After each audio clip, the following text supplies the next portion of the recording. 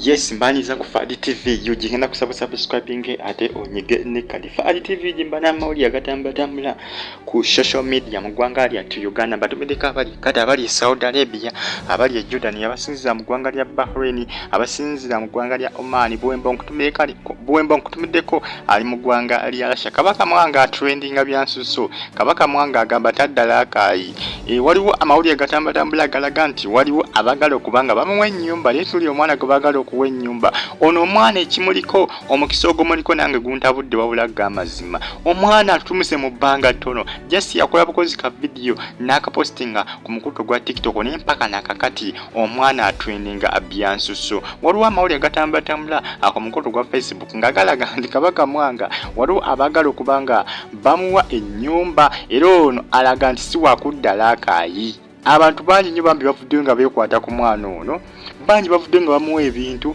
bangi nga bamuvudde nga bamusiima, bangi bavudde nga bamusembeza, bangi bamuwadde ebintu eby'obwerere, engoye, ebintu bingi ne ssente enkalu mazima,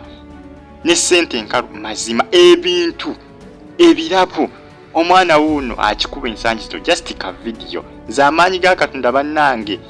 Kiraga nti Katonda w'amaanyi, Katonda wa tabu, Katonda wa mutawana, Katonda w'amaanyi era wa tabu nnyo kamala. Kabaka Mwanga ani abadde amumanyi musajja wattu era akayi ebyebuyamba, musajja wattu abadde wera akayi buyamba gye yavudde yasinzidde okuba nga akola ka video nakagenda ku TikTok. TikTok eyambye abavubuka bangi eyambye abavubuka bangi. TikTok studde abavubuka bangi kati musajja wattu ono Kabaka Mwanga bannange yavuddeko akayuyamba ali mu kibuga Kampala ajoga amawuli agatambula galaga nti baagala kumuwa liyumba baagala kumuwa wabakasiba baagala kumuwa matwale wagenda okubanga akasiba. Ennyumba etambuzibwa ku mukoto gwa Facebook nga balaga nti ennyumba gye baagala okumuwa nindaba nnyumba ya tabu nnyo nga ndabanga ennyumba ey'omutawana naye nga amawulire go gatambula ku social media ddala ku mukoto gwa Facebook gatambula galaga nti musajja mukulu ono bandimuwa ennyumba. Omanyi ewali Katonda ewali Katonda tewali kitasoboka.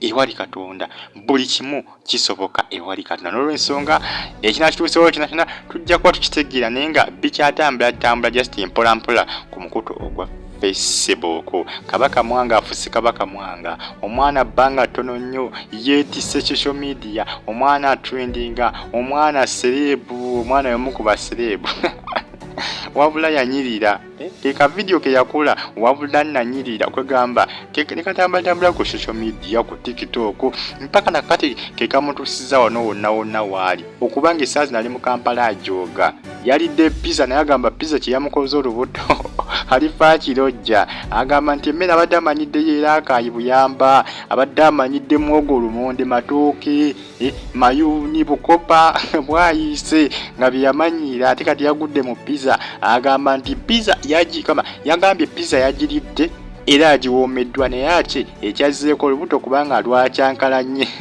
n'atuuka kwejjusa n'agamba nti nalidde yaki naye agamba nti yagambye pizza yagiridde yamuwoomedde byansusso.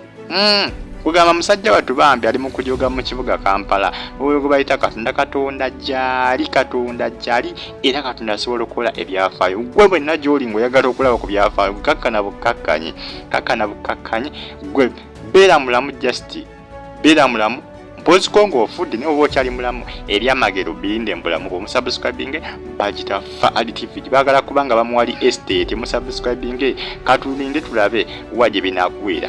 Mbere bulungi mweraba.